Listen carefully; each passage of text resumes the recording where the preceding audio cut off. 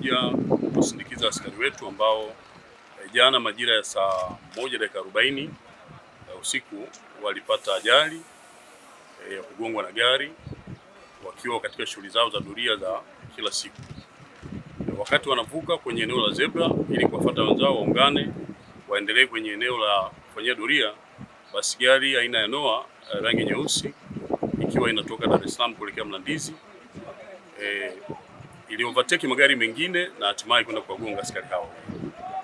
Askari hao ni Isidori ambaye yeye aligongwa na hali yake ilikuwa mbaya kuanzia pale eneo la tukio, lakini wa pili ni Rehma ambaye yeye alipata majeraha, alivunjika mguu wa kulia pamoja na majeraha ya kichwa.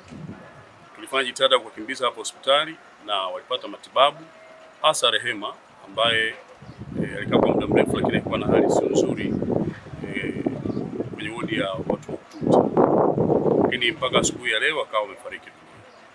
Lakini Isidori yeye alifariki mara baada ya kugonga. Kwa daktari alikuja hapa akathibitisha kwamba Isidori alifariki dunia. Kwa hiyo sasa hivi tuko kwenye harakati za kusafirisha miili ya marehemu, ambapo Isidori anaelekea Sumbawanga ambapo ndio makazi yake na ndio nyumbani kwao, na Rehema huyu anasafirishwa kuelekea Korogwe mkoani Tanga kwa ajili ya mazishi. Historia na wasifu wao bado walikuwa wanatumishi wa muda mrefu kwenye jeshi letu la polisi. Kuja kuandaa askari wengine waweza tena wakakamilika wakawa kama hao ambao leo wamepumzika, inahitaji muda na ni gharama kubwa.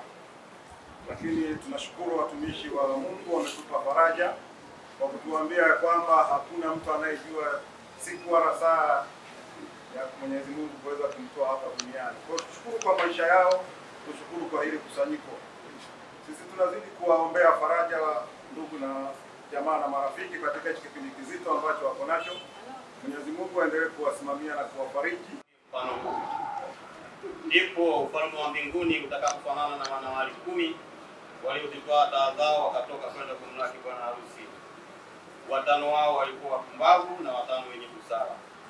Wale walio wapumbavu walitoa taa zao wasitwae na mafuta pamoja nao.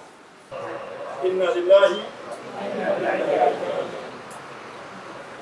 ya tukabuli wa tamamu kila siku bali wakati sifata.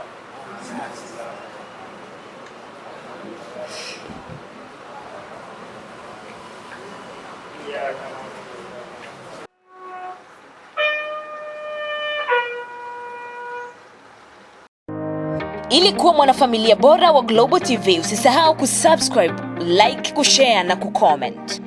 Baada ya kusubscribe, bonyeza alama ya kengele ili kupata taarifa kwa kila video inayopanda Global TV Online.